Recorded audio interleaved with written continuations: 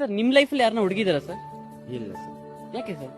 Sir ನಾನು ಚಿಕ್ಕವನಿದ್ದಾಗ ನಮ್ಮಮ್ಮ ಯಾವ ರೇಂಜಿಗೆ ದೃಷ್ಟಿ ತೆಗ್ದಿದ್ದಾರೆ ಅಂದ್ರೆ ಇವತ್ತಿನವರೆಗೂ ಯಾವ ಹುಡುಗಿ ಕಣ್ಣು ನನ್ನ ಮೇಲೆ ಬೀಳಲೇ ಇಲ್ಲ ಸರ್. ఏమైంది వైష్ణవిక డల్ అయిపోయినావు? నాన్న తిట్టిండమ్మా. అవునా? నేను కూడా తిట్టినా కదనే. నువ్వు తిట్టితే మైండ్ లా అమ్మ తిట్టింది నేను మంచిగా ఉండాలి అని ఉంటది, కానీ నాన్న తిట్టితే మాత్రం గుండె వడికే వెళ్తుంది. मैं बोलता नहीं, करके दिखाता हूँ, करके नहीं दिखाता, फिर कुछ भी नहीं करता. ಈಗ ಲೇಡೀಸ್ ಶಾಪಿಂಗ್ ಅಲ್ಲಿ ಎಷ್ಟು ವಿಧ ಇರಬಹುದು ಭಟ್ರೆ? ಲೇಡೀಸ್ ಶಾಪಿಂಗ್ ಅಲ್ಲಿ ಎಷ್ಟು ವಿಧ ವೆರೈಟಿ? ಎರಡೇ. ಈ ಕಲರ್ ಅಲ್ಲಿ ಬೇರೆ ಡಿಸೈನ್ ಇಲ್ವಾ? ಈ ಡಿಸೈನ್ ಅಲ್ಲಿ ಬೇರೆ கலர் இல்ல. சரி, இப்போ நான் வேலைக்கு போறதுனால எங்க அப்பாக்கு ரூபாய் கொடுக்க முடியும்னா என்னால கொடுக்க முடியும். எங்க அப்பாக்கு மட்டும் கொடுக்க மாட்டாங்க, அவங்க அப்பா கொடுப்பாங்க. நான் இவர்கிட்ட போயிட்டு எங்க அப்பாவை பார்க்க போறேன், எனக்கு ஒரு 100 ரூபாய் தாங்க, 500 ரூபாய் தாங்கறேன்னா எனக்கு உனக்கு எதுக்கு ரூபாய், நான் வீட்டுக்கு தேவையானதுல ಮಲ್ಲಮ್ಮ. ಓಯೋ ರೂಮ್ಸ್ ಅಂದ್ರೆ ಏನಂತ ಗೊತ್ತಾ ನಿಮ್ಗೆ? ಅಂದ್ರೆ ಓಯೋ ಅಂದ್ರೆ ಹೋಟೆಲ್ ಅದು. ಅವರು ರೀಸೆಂಟ್ ಆಗಿ ಒಂದು ಸ್ಟೇಟ್ಮೆಂಟ್ ಕೊಟ್ಟಿದ್ದಾರೆ, ಆ ರೂಮ್ಗೆ ಮದುವೆ ಆದವ್ರು ಮಾತ್ರ ಹೋಗ್ಬೇಕಂತ.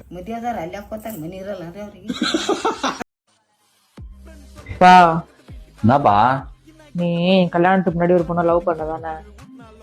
ஐயோ ஆமாப்பா, கல்யாணத்துக்கு முன்னாடி 2 வருஷம் ஒரு பொண்ணை லவ் பண்ணேன். அப்புறம் அந்த பொண்ணு என்ன விட்டு போயிடுச்சு. நீ எத்தனை முறைப்பா உன்கிட்ட சொல்றது?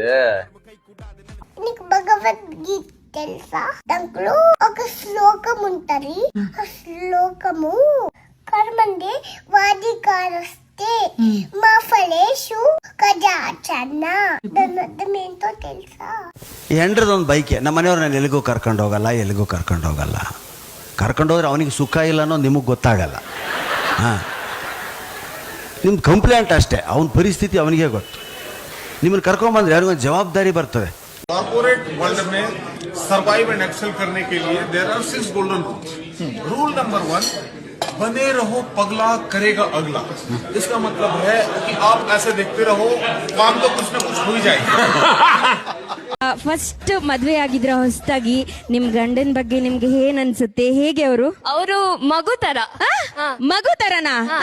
ಅಂದ್ರೆ ಹಾಲ್ ಕುಡ್ದ್ಮೇಲೆ ಮಲ್ಕೋತಾರೆ.